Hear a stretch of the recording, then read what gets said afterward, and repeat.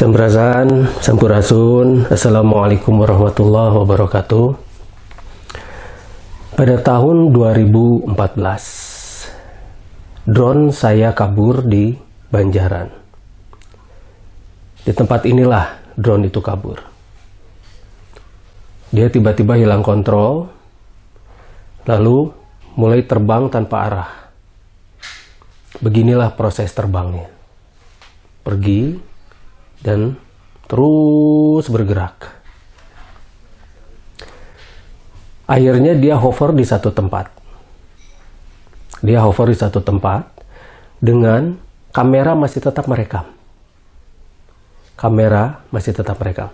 Nah, ketika merekam itulah mulai terlihat yang namanya UFO atau Unidentified Flying Object bergerak dengan kecepatan sangat tinggi. Dia bergerak seperti ini. Perhatikan yang dibulati lingkaran merah. Nah, itulah pergerakan dari benda-benda terbang tak dikenal tersebut. Nah, sebetulnya ada apakah di sana? Di daerah Banjaran itu, drone kabur di satu villa. Kemudian dia terbang melayang ke satu tempat. Dia hover di sana. Terus terbang hover. Dan yang anehnya lagi, yang namanya drone itu waktu terbangnya hanya 21 menit. Tapi ini bisa sampai 55 menit dan ketika dia turun ke bawah, itu baling-baling masih tetap berputar. 55 menit dia terus merekam. Dan dia masih terbang di atas. Nah, pertanyaannya, tenaga apakah yang mempengaruhi drone tersebut? Nah, sebelum kita membahas ke arah sana, kita harus tahu juga bahwa di daerah di sana itu adalah daerah yang sangat dekat dengan Gunung Puntang. Nah, kita tahu bahwa Gunung Puntang itu ada portal di sana. Ada stasiun radio pertama. Belanda membuat stasiun radio pertama di sana di Puntang. Halo Bandung itu pertama kali itu dari Gunung Puntang. Kenapa itu di lembah? Bukannya di ketinggian. Tapi kenapa itu di lembah? Sebetulnya semesta ini yang namanya dunia ya, bukannya semesta luar saja, tapi di planet bumi ini, itu banyak sekali sebetulnya jalan-jalan di langit. Jalan-jalan di langit inilah yang benar-benar menghubungkan antara planet ini dengan tempat-tempat yang lain. Jalan di langit tersebut, itu bisa antar jarak, antar ruang dan waktu, atau antar waktu. Jadi ini bisa benar-benar men-shortcut antara satu tempat dan tempat yang lain. Dan itu masih sering dipergunakan sampai sekarang. Makanya kenapa ketika drone itu kabur,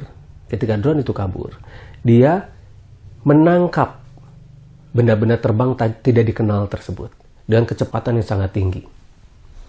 Nah, ini juga harus dipelankan, sepelan mungkin. Perhatikan motor itu. Perhatikan motor yang ada di bawah ini, yang ada di gambar ini. Dia seperti diam. Padahal, dia bergerak dengan kecepatan sekitar 30 km per jam. Tapi dia seperti diam. Nah, menurunkan kecepatan itu harus sangat full ke bawah.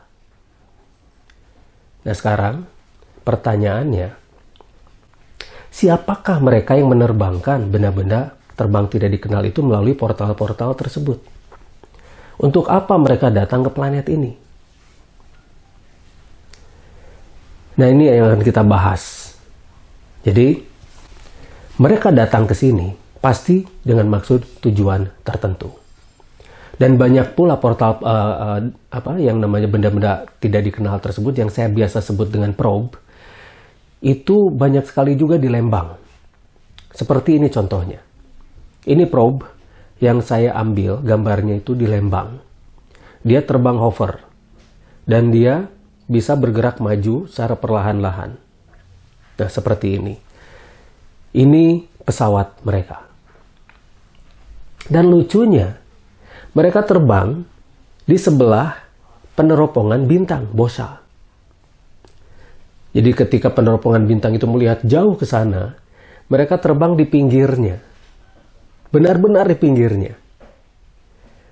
Tapi ketika kita dekati, probe itu pergi. Sudah beberapa kali kita dekati, probe itu pergi. Nah, akhirnya kita menggunakan tele. Dari jauh, kita menggunakan tele. Lalu, kita rekam itu probe. Pergerakannya dan sebagainya. Banyak sekali rekaman yang kita miliki. Tapi, sekarang dilihat hanya beberapa sajalah. Tidak perlu banyak-banyak. Dan ini juga satu contoh bahwa kita selalu diperhatikan oleh makhluk tertentu. Ini mesin, probe itu mesin. Sepertinya dia bukan mesin yang ada awaknya, jadi mesin tanpa awak. Nah, untuk apakah mereka ingin mempelajari kita? Nah, dugaan sementara, mereka ingin mempelajari kita itu karena kita memang sangat menarik untuk dipelajari. Mereka mungkin menyebut kita ini kaum yang akselerasi selnya itu rendah. Jadi seperti kita melihat kebun binatang, kita juga tertarik pada primata. Mungkin mereka juga menganggap kita ini, mungkin ya, ini dugaan. Mereka menganggap kita ini adalah primata. Kita menganggap yang namanya kera, kita menganggap yang namanya orang utan dan sebagainya itu primata-primata. Tapi mereka memiliki kecerdasan. Nah, itu sangat menarik sekali untuk diteliti, diselidiki, dan lalu kita telaah lebih lanjut. Mungkin mereka juga inginnya seperti itu, meneliti kita terus-menerus. Bahkan di suatu pelatihan Profiling Universe yang saya adakan di Lembang, itu peserta melihat yang namanya probe berkejar-kejaran di atas. Semua peserta melihat yang namanya UFO bekejar-kejaran tuh di langit itu berkejar-kejaran. Dan itu bertepatan ketika Gunung Tangkuban Parahu erupsi. Nah, malamnya ketika peserta sedang berlatih di kolam, mereka semua melihat. Jadi mereka menyaksikan sendiri. Mereka sudah bersaksi tentang yang namanya benda-benda terbang tidak dikenal tersebut atau UFO itu. Nah, pertanyaannya sekarang, lagi pertanyaannya. Mengapa kita tidak meneliti yang namanya probe itu sendiri? Tidak meneliti yang namanya benda-benda terbang tidak dikenal itu sendiri. Dan kita tidak meneliti yang namanya portal-portal. Dulu pun mungkin Belanda itu membuat stasiun radio pertama itu dari portal yang ada di Gunung Puntang itu. Probe yang lari itu di sekitar Gunung Puntang. Dan di sana itu banyak sekali portal. Kenapa kita tidak lebih dalam lagi mempelajari yang namanya portal-portal tersebut? Mempelajari yang namanya probe atau UFO itu, mempelajari misteri yang ada di planet ini lebih mendalam lagi, tanpa dari katanya. Kita teliti bersama-sama. Kita lihat, apa itu? Dan siapa itu? Dari mana Belanda juga itu dapat tahu atau mengetahui di sana itu bisa menyambungkan secara cepat gelombang radio sampai ke Belanda. Di lembah loh itu. Bukan di atas gunung, tapi di lembah. Lalu mengapa ada beberapa kolam yang dibangun seperti itu? Karena memang yang saya ketahui, air itu bisa memperkuat yang namanya gelombang radio. Ya. Tapi dari mana Belanda tahu? Berdasarkan bocoran yang saya dapat, Belanda itu tahu dari manuskrip. Manuskrip kuno yang ada di Indonesia.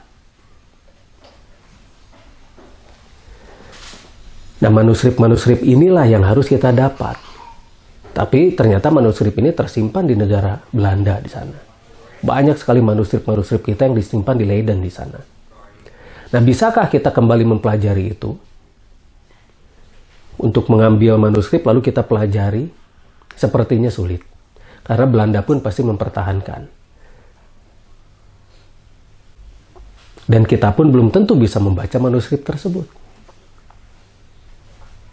Karena biasanya manuskrip tersebut itu multi tafsir. Nah, kita tadi sudah membahas drone yang kabur, lalu drone tersebut menangkap yang namanya probe. Probe itu keluar dari portal, dan ternyata di planet ini banyak sekali portal.